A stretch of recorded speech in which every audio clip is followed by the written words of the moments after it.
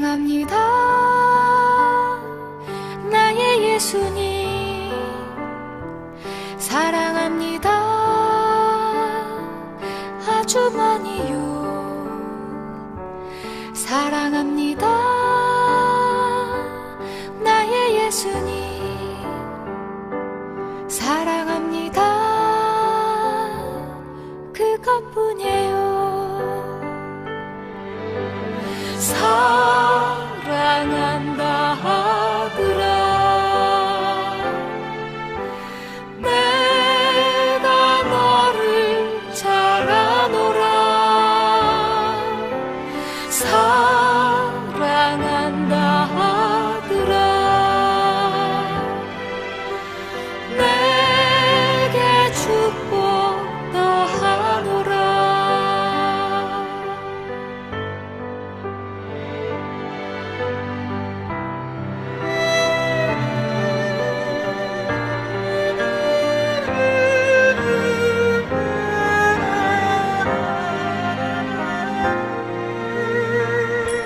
사랑합니다. 나의 예수님 사랑합니다. 아주 많이요. 사랑합니다. 나의 예수님 사랑합니다. 그것뿐이에요. 사랑한다 하더라. 내가 너를 잘 아노라. 사랑한다 하더라.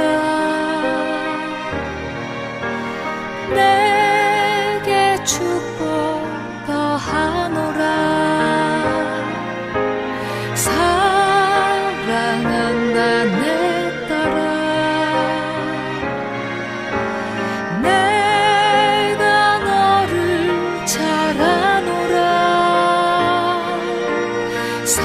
사랑한다 내 딸아. 내게 축복 더하노라. 내게 축복 더하노라.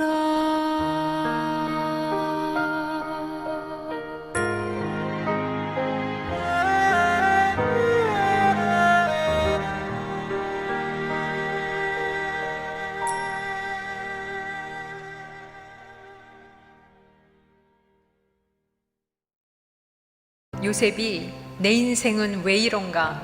나는 억울하다. 그런 생각을 참 많이 했을 것 같습니다. 나는 그저 보디발의 노예로서 그 집안일을 열심히 한 것뿐인데 왜 그의 부인은 나를 유혹하다 못해 모함까지 했을까? 마지막에는 감옥에서 술 맡은 관원을 섬겨주고 꿈 해몽도 해주고 풀려나면 나를 꼭 기억해달라고 설명까지 해줬지만 2년 가까이 아무런 소식도 못 들었던 그 순간까지 요셉은 늘 당하는 입장이었고 한 번도 자신의 인생을 그 마음대로 하고 싶은 대로 주도권을 가지면서 산 적이 없습니다. 우리 인생 가운데도 내 힘으로는 어찌할 수 없는 수많은 사건들을 경험합니다. 죽을 힘을 다해서 노력도 하고 순종을 다했는데 오히려 더 심해져서 그러한 숨막히는 상황을 우리가 때로는 경험합니다. 왜 이렇게 우리의 삶이 매이고 매이는 것 같을까요? 배고편 15절부터 19절을 보면 요셉의 생애에 대해서 하나님께서 직접 해석해 주시는 것을 볼 수가 있습니다. 애굽 왕이 억울한 옥살이에서 풀어주어 높여주기까지 그의 발이 착고에 상했으며 그가 쇠사슬에 매인 인생을 살았다고 하십니다. 주님의 말씀이 임할 때까지. 그래서 결국 주의 말씀이 그를 연단하였다고 하십니다. 말씀이 임한다는 것은 말씀이신 주님이 우리 안에 오시는 것, 그 상황 안에 임하시는 것을 말합니다. 하나님이 내게 하신 모든 일이 다 맞습니다라는 고백이 나올 때까지. 그래서 우리 안에서 바로 말씀이 이루어지는 삶, 하나님께서 반드시 당신의 말씀 그대로의 삶을 우리 안에서 임재하셔서 살아내신다는 것입니다. 하나님이 우리에게 약속을 주실 때에는 그 약속을 하나님께서 성취하심을 보증하시면서 주시는 것입니다. 우리에게 주신 이 모든 성경의 말씀은 하나님의 아들 예수 그리스도의 생명값으로 보증한 말씀들입니다. 누가 자기 자식을 걸고 약속을 할 때 아니면 말고 그런 사람이 어디 있습니까? 그 말씀들이 여러분의 생각에 질 수 없습니다. 안 될 거야 라는 그 여러분들의 감정이 없어질 수가 없습니다. 그래서 우리가 날마다 무엇을 순종해야 하냐면 우리가 무엇을 하는 것이 아닙니다. 그 약속 믿고 예수 그리스도를 그냥 선택하는 것입니다. 나를 사랑하시고 나를 위해 자기 몸을 버리신 그 예수 그리스도의 사랑을 믿고 주님, 제가 낭망하지 않고 주님을 바라보겠습니다. 주님을 고백하는 것, 그것이 가장 큰 우리의 고백입니다.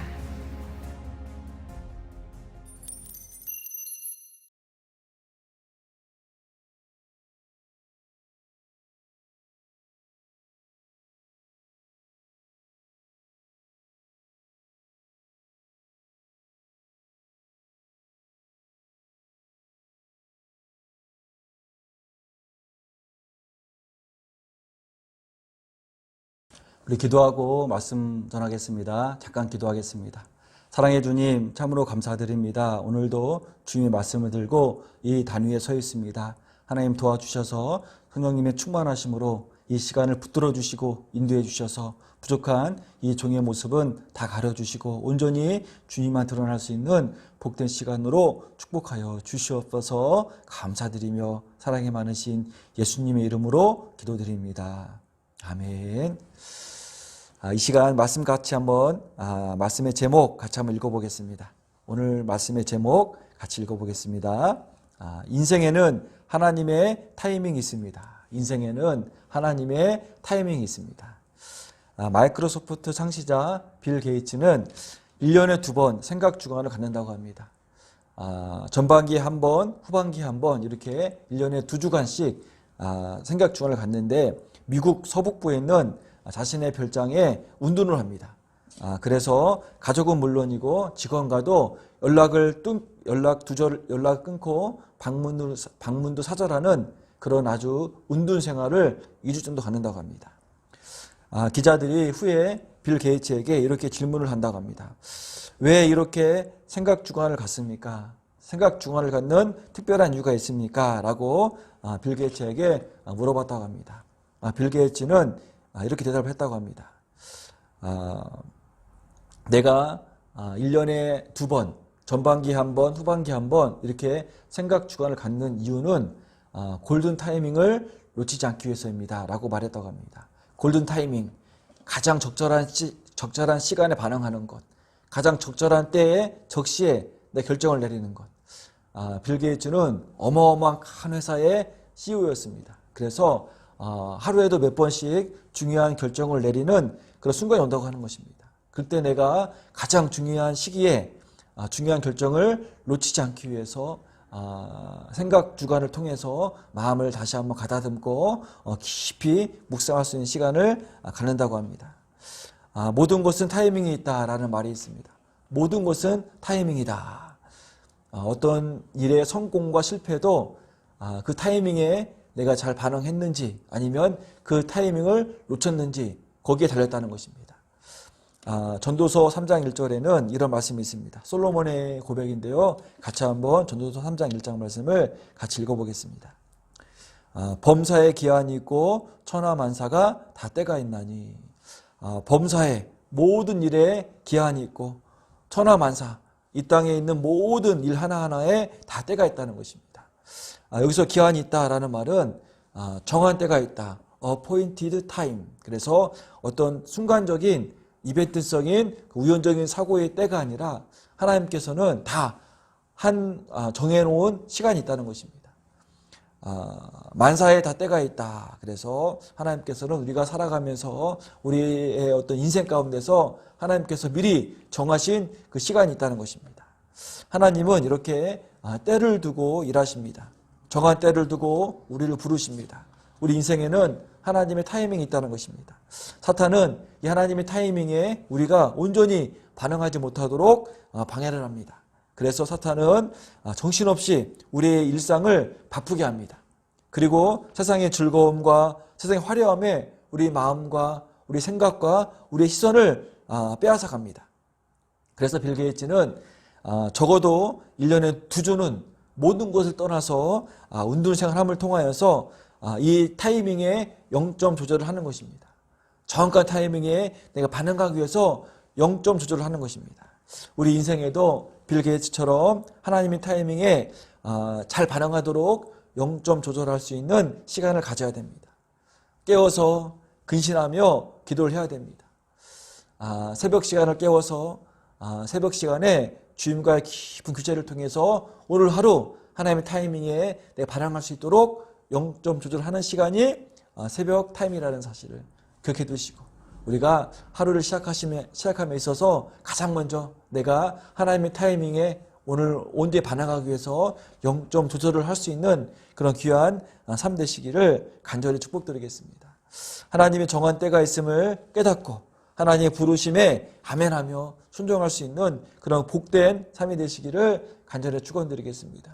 오늘 말씀을 통하여서 하나님의 타이밍이 있구나, 그래서 내가 온전하게 믿음으로 순종하면서 하나님의 타이밍에, 골든 타이밍에 내가 반응할 수 있는 그런 귀한 삶이 될 수 있도록 결단하고 또 도전할 수 있는 그런 귀한 시간 되시기를 간절히 바랍니다. 오늘은 스데반이 이스라엘 백성들에게 모세에 대해서 설명하고 있는 내용입니다. 스데반은 자신의 어떤 무죄를 증명할 수 있는 반론의 기회를 잡고 지금 자신의 무죄를 설명하는 과정 가운데 아브라함에 대해서, 그리고 요셉에 대해서, 모세에 대해서, 다윗에 대해서, 그리고 예수님에 대해서 설명하는 과정 가운데 오늘은 그 가운데 있는 모세의 이야기입니다. 처음에 스데반은 아브라함을 설명하면서 아브라함의 믿음에 대해 설명했습니다. 두 번째, 요셉에 대해 설명할 때는 요셉의 버티기, 요셉의 어려운 환경과 상황 가운데서 믿음으로 하나님과 함께함으로 잘 버텼던 그런 결과를 말하겠고요. 오늘 세 번째 시간에는 모세의 타이밍에 대해서 말씀을 하고 있습니다. 오늘 본문 말씀을 읽어보니까 모세에 대한 설명에서는 어느 때보다 시간적인 단어들이 많이 나옵니다. 같이 한번 말씀을 체크해 보겠습니다. 성경책을 이렇게 펴놓으신 다음에 같이 한번 이렇게 따라가면 좋겠습니다. 먼저 오늘 본문의 17절 같이 한번 읽어보겠습니다. 하나님이 아브라함에게 약속하신 때가 가까움에 이스라엘 백성이 애굽에서 번성하여 많아졌더니, 하나님께서 아브라함을 통하여 말씀하신 그 정하신 때가 가까이 왔다는 것입니다. 약속하신 때가 가까움에 하나님이 아브라함을 통해서 너희 민족 백성들이 밤하늘의 별 같고 바다의 모래알 같은 그런 일이 있을 것이라고 말씀하시는 그 정하신 때가 바로 왔다는 것입니다. 20절 보니까요, 같이 한번 20절 읽어보겠습니다. 그때 모세가 낳았는데 하나님 보시기에 아름다운지라 그의 아버지의 집에서 석 달 동안 길리더니, 그때 그 타임에 모세가 태어났다는 것입니다. 그때라는 것은 어느 때냐면 이스라엘 백성들이 애굽 땅에서 이게 점점점 왕성해지고 많아지니까 요셉을 모르는 바로 왕, 애굽 왕이 보니까 너무나 두려운 겁니다. 혹시라도 이 많아진 유대 민족이 배반을 하면, 모반을 일으키면 애굽 나라에 큰 재앙이 될 것 같아서 더 이상 그들의 불어남, 많아지는 것을 막기 위해서 어떤 정책을 펼치냐면 아들이 태어나면 죽이고 딸이 태어나면 살리는 정책을 이렇게 펼칩니다. 그래서 아들이 태어나면 다 나일 강가에 버려야 됩니다. 그런 시기에, 그런 타이밍에 모세가 태어났다는 것입니다. 그런데 모세가 태어나면서 바로 죽음을 맞이해야 되는 운명적인 타이밍이지만 이 타이밍으로 인해서 모세는 애굽의 왕자가 될 수 있는 원인이 되기도 합니다. 만약 모세가 일반적인 평안한 상태에 태어났다면 모세는 감히 바로의 공주 앞에 갈 수 있는 상황이 일어나지 않습니다. 하지만 남자아이가 태어나면 죽는 그런 상황 가운데 모세가 태어났기 때문에 모세가 애굽의 공주 앞에까지 가게 되는 그런 원인을 제공한 타이밍이 바로 이 타이밍이라는 것입니다. 23절 같이 읽어보겠습니다. 나이가 40이 되매 그 형제 이스라엘 자손을 돌볼 생각을 하더니, 모세의 나이가 40이 되었을 타이밍입니다. 이 타이밍은 모세가 자기 정체성이 최고점에 이를 때입니다. 그래서 자기 민족이 애굽 병사에게 압제당하는 모습을 그냥 보고 넘기지 못하는 상황이기 때문에 그 애굽 병사를 모세가 죽이게 됩니다. 이 타이밍은 모세가 광야로 가게 하는 원인을 제공합니다. 30절 같이 읽어보겠습니다. 40년이 참에 천사가 시내산 광야 가시떨기 불꽃 가운데서 그에게 보이거늘, 모세가 광야에서 하나님께서 정해놓으신 40년을 다 꽉 채웁니다. 이제 하나님을 대면할 수 있는 타이밍이 온 것입니다. 모세가 이 타이밍, 가시나무 떨기 가운데서 하나님을 만나는 이 타이밍이 모세가 바로 왕 앞에 서서 출애굽을 선포하는 원인을 제공하는 타이밍입니다. 마지막 34절 같이 한번 읽어보겠습니다. 내 백성이 애굽에서 괴로움을 받음을 내가 확실히 보고 그 탄식하는 소리를 듣고 그들을 구원하려고 내려왔노니 이제 내가 너를 애굽으로 보내리라 하시니라. 이제 내가 너를 애굽으로 보내리라. 이제 하나님께서 움직이신다는 타이밍입니다.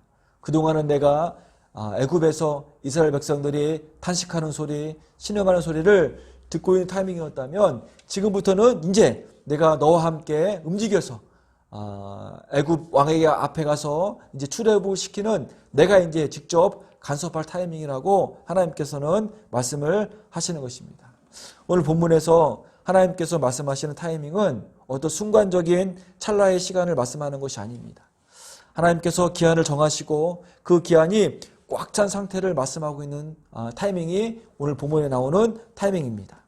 하나님의 타이밍은 어떤 순간적이고 운명적인 찰나의 순간이 아니라 처음부터 하나님의 계획하심과 인도하심이 있는 하나님의 섭리하심이 있는 타이밍을 우리는 알고 있어야 됩니다.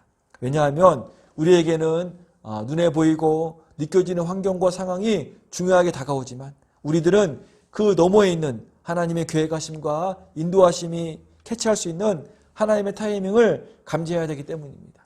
그래서 눈에 보이는 어떤 환경과 상황이 중요한 것이 아닙니다.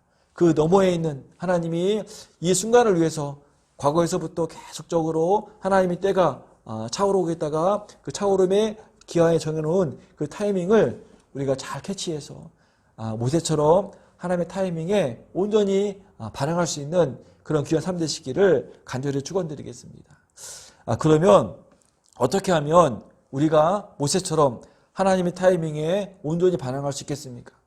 어떻게 하면 하나님의 타이밍에 믿음으로 반응해서 하나님의 어떤 계획하심과 섭리하심에 우리들도 도구가 되고 어떻게 하나님에 의해서 사용되어지는 삶이 되겠습니까? 오늘 본문 말씀을 통해서 잠깐 짧게 우리가 하나님의 타이밍에 온전히 반응하기 위해서 해야 될 몇 가지를 살펴보겠습니다. 첫 번째는 믿음으로 반응하는 도움의 손길이 있었다는 것입니다. 모세가 하나님 타이밍에 반응하기 위해서 가장 먼저 모세를 하나님 타이밍에 반응하게끔 도움의 손길이 있었다는 것입니다. 한번 20장 오늘 본문 말씀 20절 말씀을 같이 읽어보겠습니다. 7장 20절 같이 읽어보겠습니다.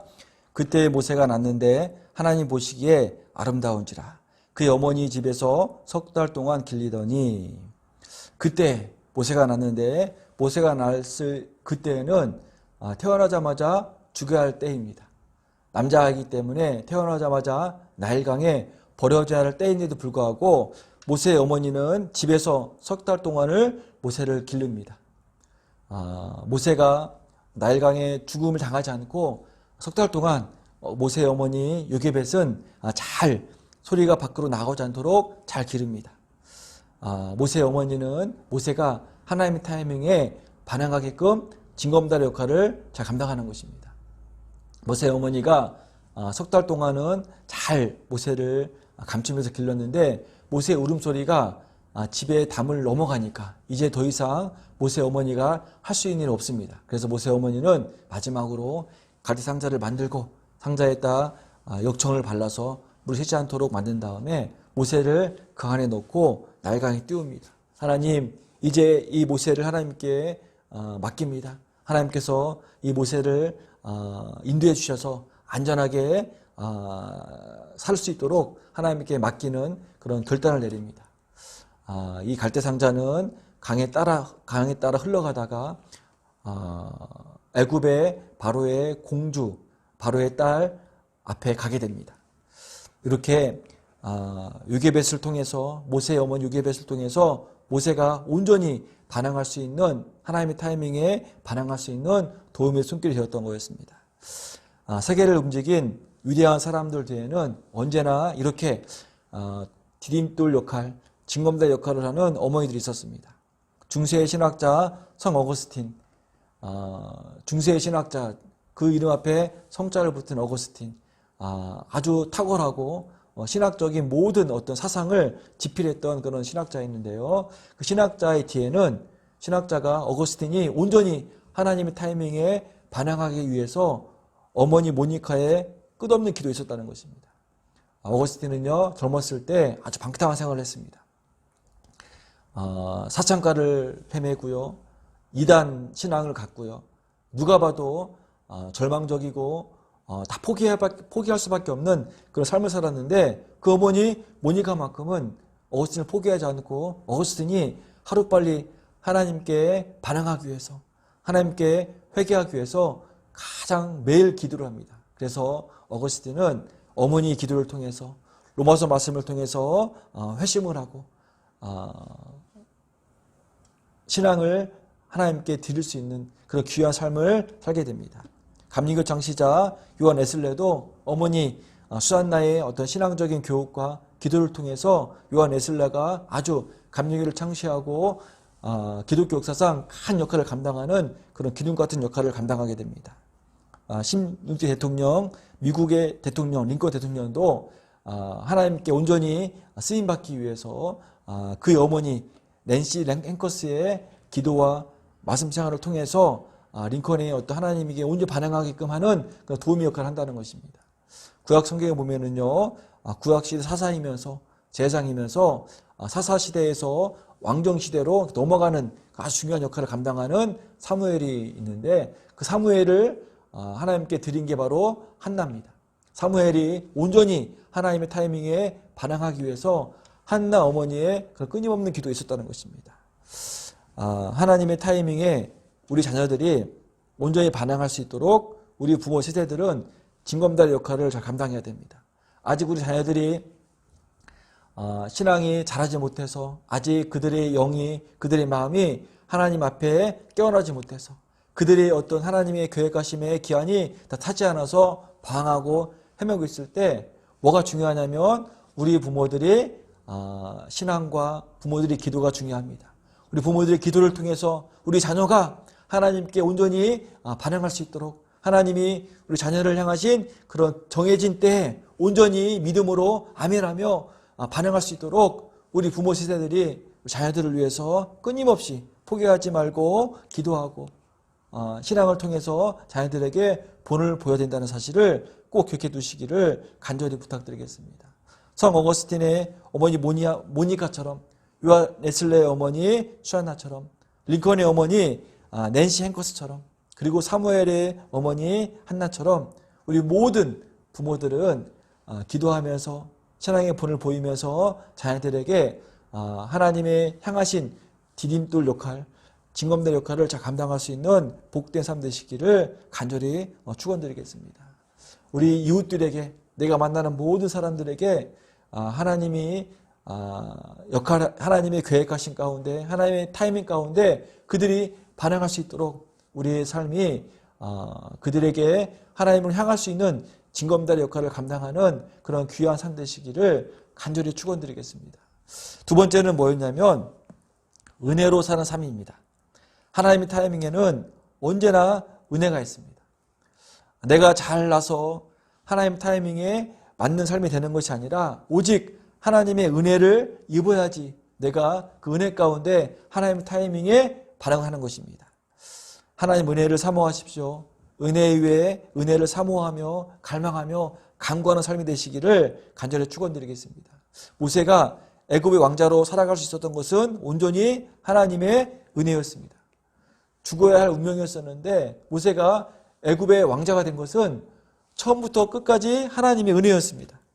하나님의 은혜가 아니었다면 모세는 죽었을 것입니다.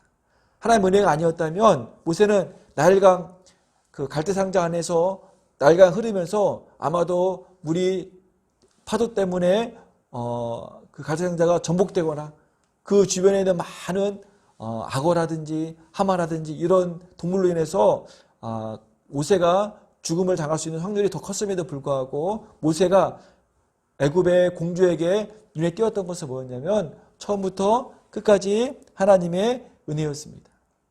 모세가 광야 시절 40년 동안 포기하지 않고 좌절하지 않고 잘 살았던 것도 하나님의 은혜였습니다. 왕자로 40년을 살았는데 그 왕자였던 그런 생활 패턴을 가지고 광야에서 목동으로 사는 것은 왕자로 사는 것보다 더 큰 어려움이 있습니다. 그럼에도 불구하고 모세는 자기 삶에 대해서 좌절하지 않고 포기하지 않고 광야에서 깊이 묵상하면서 살았었던 것도 뭐냐면 하나님의 철저한 은혜였습니다. 살아가면서 우리는 하나님의 은혜를 입어야 됩니다. 오늘 하루도 이 코로나19로 인해서 어려움 가운데 있는데 그럼에도 불구하고 이렇게 예배 드릴 수 있는 것 하나도 뭐냐면 하나님의 은혜의 표시입니다. 우리가 늘 내가 내 힘으로 살아가는 것이 아니라 하나님의 은혜로 살아갈 수 있는 은혜를 사모하시고 은혜를 간구하시고 은혜를 많은 경험을 통하여서 나뿐만 아니라 많은 세대들이 많은 사람들이 하나님의 은혜로 살아갈 수 있는 복된 삶 되시기를 간절히 축원드리겠습니다. 6.25로 인해서 세계에서 가장 최빈국 아프리카에 있는 그런 한 나라보다 세계 최빈국의 두 번째였습니다. 그런 한국이 지금은 세계 경제의 10등 안에 들어가 있고요. 많은 나라들이 한국을 부러워할 만큼 그런 아주 경제적으로 또 군사적으로 강한 나라가 되었습니다. 이 또한 이 모든 것이 하나님의 은혜였습니다. 하나님의 은혜임을 고백하시고 또 하나님의 은혜로 인해서 우리가 이 땅에 살아갈 수 있다는 사실을 감사하시고 하나님의 은혜가 우리 삶 가운데 늘 넘칠 수 있는 그런 복된 삶 되시기를 간절히 축원드립니다. 아멘. 그런데 하나님의 은혜에는 언제나 하나님의 특별한 섭리하심과 계획하심이 있습니다. 하나님의 은혜는 다 어떤 목적이 있다는 것입니다. 모세의 애굽의 40년 동안의 왕자의 삶은 하나님의 큰 은혜였는데 그 모세의 왕자의 삶에는 하나님의 특별하심의 섭리와 계획하심이 있었다는 것입니다. 하나님은 모세를 40년 동안 애굽의 왕자로 키우시면서 어떤 목적이 있었냐면 모세가 왕자로서의 받는 교육들, 정치적인 교육, 외교하는 교육, 언어적인 능력, 논리적인 사고, 그리고 어떤 전쟁을 위한 군사적인 전략과 전술을 배우는 그런 능력들, 훈련들, 이런 모든 것이 하나님이 후에 모세가 출애굽할 당시에 한 민족을 이끌 수 있는 정치적인 능력, 외교적인 능력, 그리고 논리적인 능력, 또 출애굽하는 가정 가운데서 전쟁을 감당할 때 전략과 전술을 세우는 능력, 이 모든 것을 하나님이 염두에 두시고 모세를 애굽의 왕자로 은혜로 입게 하신 것입니다. 하나님께서 모세를 광야의 40년의 은혜도 하나님의 놀라움의 계획이 있으셨습니다. 하나님은 왕자로서 어떤 그 세워진 많은 어떤 모세의 어떤 그런 자존감을 광야에서 낮춰버립니다. 왜 낮추냐면 하나님의 소리를 듣게 하기 위해서 낮춥니다. 모세가 어떤 왕자로서의 그런 마음으로는 하나님의 음성을 온전히 듣지 못하니까 하나님께서 이제 왕자로 훈련을 마친 다음에는 하나님의 음성을 듣게 하시기 위해서 광야에서 훈련시키십니다. 그리고 이 낮아짐을 통하여서 하나님의 음성과 또 백성들의 소리를 듣게끔 하기 위한 하나님의 특별한 계획하심이 있었다는 것입니다. 그래서 하나님의 은혜는 언제나 하나님의 일하심의 통로임을 깨달아야 됩니다. 우리가 하나님 은혜를 받았다면 그 받은 거로 끝나는 것이 아니라 우리는 반드시 하나님의 일하심의 통로로 사용된다는 사실을 알아야 된다는 것입니다. 모세가 애굽 왕자의 40년의 은혜, 광야에서의 40년 은혜를 통해서 하나님은 모세를 통해서 출애굽할 수 있는 그런 역사를 이렇게 세우신다는 것입니다. 모세는 하나님이 나라를 애굽 땅에서 나라를 민족을 만드신 다음에 이 민족을 이제 하나님의 언약의 땅 이스라엘 땅으로 옮기는 통로의 역할을 모세가 감당한 거였습니다. 하나님 은혜를 입었다면 우리들은 하나님의 통로의 역할을 잘 감당해야 됩니다. 하나님의 통로의 역할을 하지 않으면 아마도 하나님께서는 하나님의 은혜를 거두어 가실 것입니다. 사울왕은 하나님께 큰 은혜를 받은 왕이었습니다. 사울왕은 베냐민 지파에서 가장 낮은 사람, 농촌 어떤 포도주를 하는 그런 농부였었는데 그 농부였던 사울이 이스라엘의 초대 왕이 됩니다. 그냥 왕도 아니고 누구나 다 기억되어질 초대 왕으로 하나님이 사울왕을 세우십니다. 사울왕에게 큰 은혜를 입히신 것입니다. 사울왕은 이렇게 초대 왕으로서 이스라엘 땅의 초대 왕으로서 하나님의 다스림에 큰 통로 역할을 감당해야 되는데 사울왕은 그 일을 감당하지 못합니다. 아니 하나님의 다스림을 막습니다. 하나님의 생각을 막고 하나님의 뜻을 막고 자기 뜻대로 자기 어떤 사람의 의지대로 나라를 다스립니다. 그랬을 때 하나님은 이 은혜를 사울 왕에서 걷어서 다윗 왕으로 이렇게 넘깁니다. 하나님의 은혜를 입는 삶이 되시기를 간절히 바랍니다. 또 그리고 그와 더불어 하나님의 크신 일하심의 통로가 되어지는 삶이 되시기를 간절히 축원합니다. 하나님의 은혜를 입었다면 거기서 끝나는 것이 아니라 우리가 하나님의 일하심의 통로가 된다는 사실을 꼭 기억해 두시기를 간절히 부탁드리겠습니다. 우리나라가 이렇게 최빈국에서 세계 10등 안에 드는 그런 무역 대국이 되었던 것은 하나님의 은혜였습니다. 그 하나님의 은혜에는 이유가 있습니다. 우리나라가 동방의 예루살렘으로서 하나님의 복음이 전해지는 그런 나라가 될 수 있도록 하나님의 복음의 통로가 되는 하나님의 큰 역사의 줄기가 이제 동쪽에서 서로 옮겨져가는 그런 신앙의 바톤을 우리가 잡았습니다. 하나님은 일본을 건너뛰시고 우리에게 복음의 바톤을 넘겨주셨습니다. 우리는 이 복음의 바톤을 우리가 이웃 나라들에게 잘 전달해야 됩니다.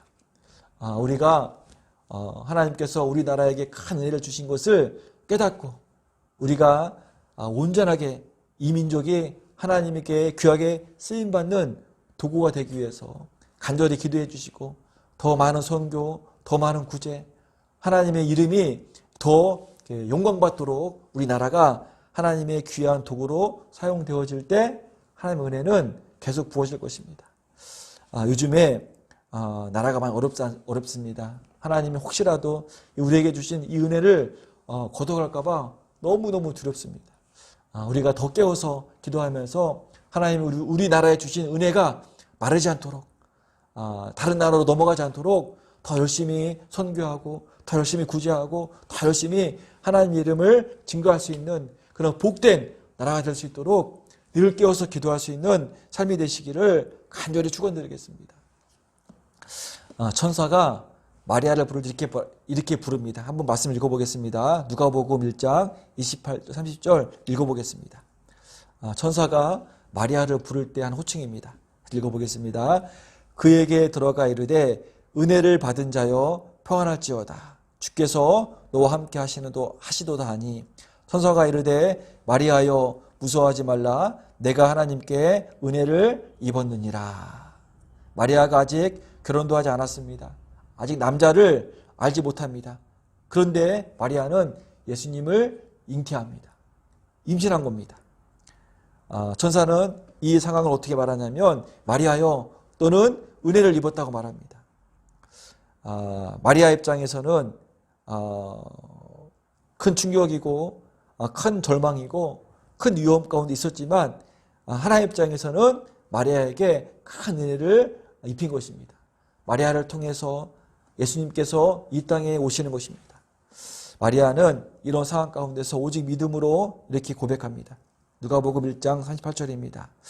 마리아가 이르되 주의 여종이오니 말씀대로 내게 이루어지리이다 하며 천사가 떠나가니라. 마리아가 하나님에서 입은 은혜를 막지 않고 하나님의 은혜를 받습니다. 그리고 하나님께 온전히 하나님 통로로 사용되어질 것을 고백합니다.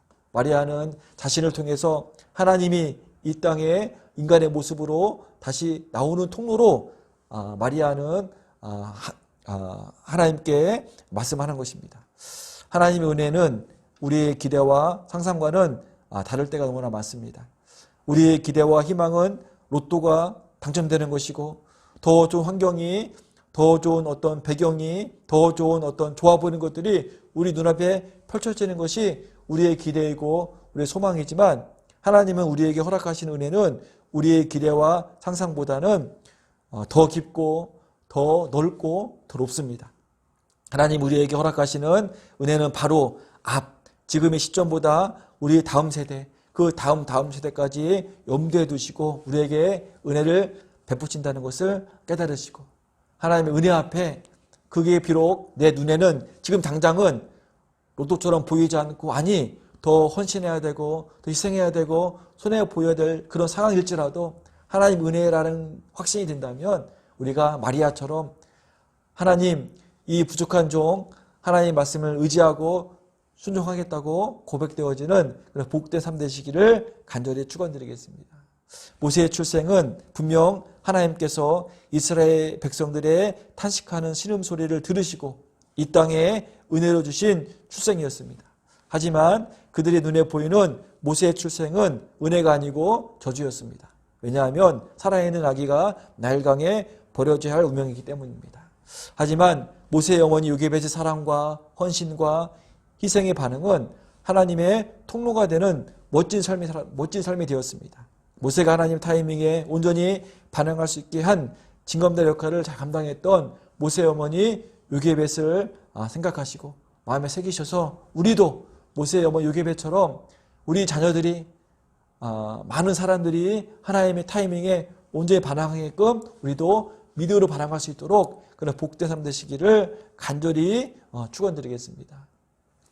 오늘 제목 다시 한번 읽어봤으면 좋겠습니다. 뭡니까? 인생에는 하나님의 타이밍이 있습니다. 오늘 설교의 주제는 하나님의 타이밍입니다. 그런데 하나님의 타이밍에서 우리가 반드시 기억해야 될 단어 3가지가 있습니다.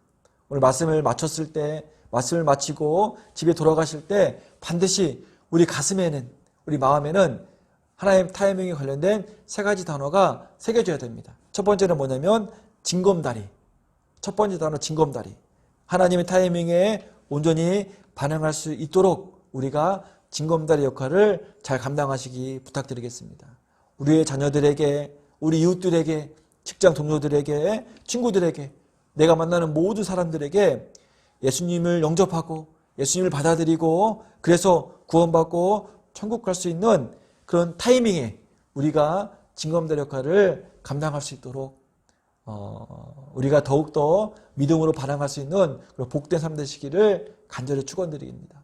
두 번째 단어는 뭐냐면 은혜입니다. 은혜. 하나님의 타이밍에는 반드시 은혜라는 사실. 나에게 하나님 타이밍이 나의 어떤 삶 가운데 맞춰졌다는 것은 뭐냐면 하나님의 틀림없는 은혜입니다.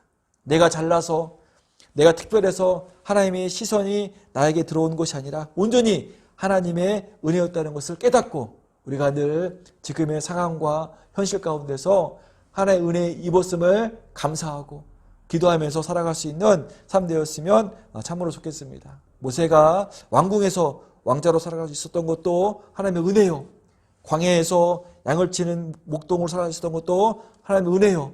또 모세가 250만 명이나 되는 어마어마한 민족들을 애굽에서 이스라엘 땅 앞에까지 인도할 수 있던 이 모든 여정도 하나님의 은혜였다는 사실을 꼭 기억해 두시고 우리가 내가 살아가는 가장 큰 원인과 이유 중에 하나는 뭐냐면 은혜였다는 사실을 꼭 기억해 두시기를 간절히 축원드리겠습니다.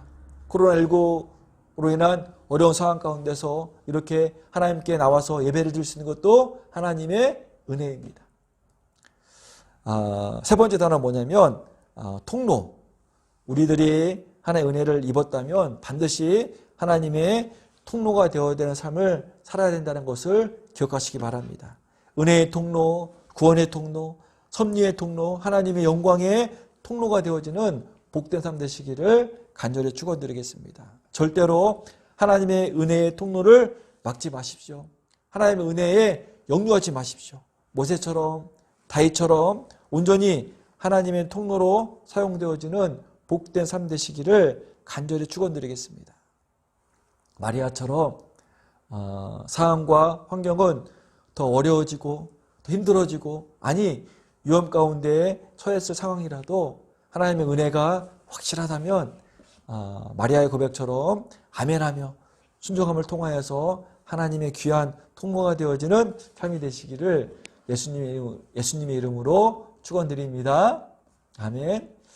하나님의 타이밍 하면 우리 마음 가운데 세 가지 단어, 징검다리, 은혜, 통로, 이 세 단어를 꼭 마음에 새기셔서 우리가 평생 살면서 하나님으로 향하는 징검다리의 역할을 감당할 수 있는 삶 되시길 바랍니다. 은혜 위에 은혜로 삶을 사시길 바랍니다. 내 힘이 아니라, 내 능력이 아니라, 주변의 지인들의 도움이 아니라, 환경적인 큰 도움이 아니라 오직 하나님의 은혜 위에 은혜로 살아갈 수 있는 삶이 되시기를 축원드리겠습니다. 하나님의 은혜를 통하여서 하나님의 놀라운 계획하심과 섭리하심의 통로가 되어지는, 하나님의 나라에 확장되어지는 그 상황 가운데서 내가, 우리 가정이, 우리 직장이, 우리 교회가, 이 나라 이 민족이 하나님의 귀한 통로가 되어지는 복된 삶 되시기를 간절히 축원드리겠습니다. 기도하겠습니다. 사랑의 주님, 하나님의 타이밍에 믿음으로 반응하는 삶을 살 수 있도록 축복하여 주시옵소서. 우리 자녀들이, 우리 이웃들이, 우리 직장의 동료들이, 우리 친구들이 하나님의 타이밍에 온전히 반응할 수 있도록 우리가 은혜 위의 교회가 징검다리 역할을 잘 감당할 수 있도록 하나님 축복하여 주시옵소서. 마리아처럼 우리들의 인생에도 주님께 은혜를 입는 인생이 될 수 있도록 축복하여 주시고, 오직 주님의 은혜 위의 은혜로 살아가는 삶이 되어져서 하나님의 크신 계획하심과 섭리하심 가운데 통로 역할을 감당할 수 있는 복된 삶으로 축복하여 주시옵소서. 한 주간도 온전히 하나님 타이밍에 반응하는 징검다리 역할을 잘 수행하는 은혜로 주님의 통로가 되는 복되고 귀한 하루하루로 축복하여 주시옵소서. 이제는 예수 그리스도의 부활하심의 은혜와 하나님 아버지의 신실하신 사랑하심과 성령님의 역사내주 교통하심이 액션이라고 말씀하시는 주님의 음성 앞에 늘 언제나 하나님의 타이밍에 믿음으로 순종함으로 반응하겠다고 결단하고 다짐하는 모든 성도들과 각 가정과 사업장 위에 또 온라인 예배로 함께하는 모든 성도들을 위해 늘 함께 하시기를 예수님의 이름으로 간절히 축원합니다.